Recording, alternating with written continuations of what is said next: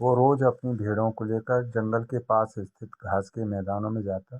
वहां वो भेड़ों को चरने के लिए छोड़ देता और खुद एक पेड़ के नीचे बैठकर उन पर निगाह रखता। उसकी यही दिनचर्या थी। दिन भर पेड़ के नीचे बैठे बैठे उसका समय बड़ी मुश्किल से कटता था। उसे बोरियत महसूस होती थी। वो सोचता था कि काश मेरे जीवन में भी कुछ मजा और रोमांच आए। एक दिन भेड़ों को चराते हुए उसे मजाक सूझा और वो जोर जोर से चिल्लाने लगा, भेड़िया आया, भेड़िया आया। वहां से कुछ ही दूरी पर स्थित खेतों में कुछ किसान काम कर रहे थे। चरवाहे बालक की आवाज सुनकर वे काम छोड़ उसकी सहायता के लिए दौड़ चले। लेकिन जैसे ही उसे उसके पास पहुंचे वो ठाके मारकर हंसने लगा। किसान बहुत गुस्साए, उसे डांटा और चेतावनी दी, आज के बाद ऐसा मजाक मत करना। फिर वे अपने अपने खेतों में लौट गए। चरवाहे बालक को गांव के किसी को भागते हुए अपने पास आता देखने बड़ा मजा आता। उसने उनकी चेतावनी को गंभीरता से नहीं लिया।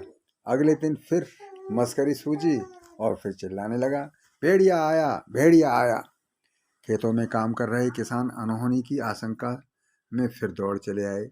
इन्हें देखकर चरवाहा बालक फिर से जोर जोर से हंसने लगा। किसानों ने उसे फिर से डांटा और चेतावनी दी, लेकिन उस पर कोई इसका असर नहीं हुआ। उसके बाद जब तब वो किसानों को इसी तरह से भेड़िया आया कहकर बुलाता रहा। बालक के साथ कोई अनहोनी ना हो जाए ये सोचकर किसान भी आते रहे, लेकिन वे उसकी इस शरारत से बहुत परेशान हो गए। एक दिन चरवाहा बालक पेड़ की छाया में बैठकर बांसुरी बजा रहा था। सच में एक भेड़िया वहां आया और सहायता के लिए चिल्लाने लगा, भेड़िया आया, भेड़िया आया। लेकिन उसकी शरारत से तंग आ चुके किसानों ने सोचा कि आज भी ये बालक उन्हें परेशान करने का प्रयास कर रहा है, इसलिए वे उसकी सहायता करने नहीं गए। भेड़िया उसकी कुछ भेड़ों को खाकर चला गया। चरवाहा बालक दौड़ते हुए खेतों में काम कर रहे किसानों के पास पहुंचा और रोने लगा, आज सचमुच भेड़िया आया था, वो मेरी कुछ भेड़ों को मारकर खा गया। किसान बोले, तुम रोज हमारे साथ शरारत करते हो, हमें लगा कि आज भी तुम्हारा इरादा वही है।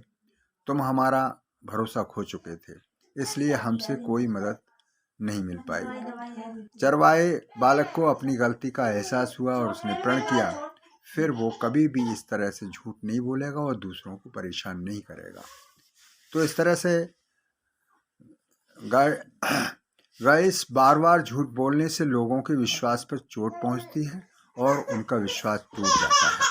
किसी का विश्वास पात्र बना रहना, हमेशा सच्चाई के साथ रहना है। धन्यवाद।